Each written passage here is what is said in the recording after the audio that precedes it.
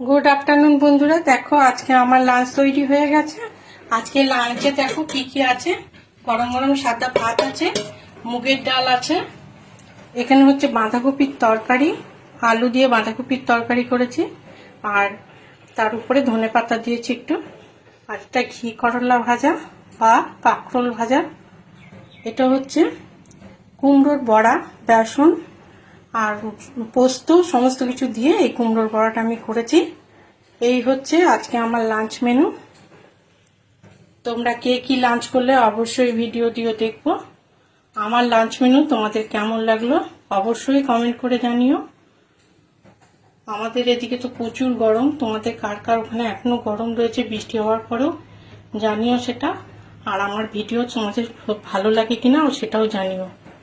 ভালো থেকো, সুস্থ থেকো, এই পর্যন্ত।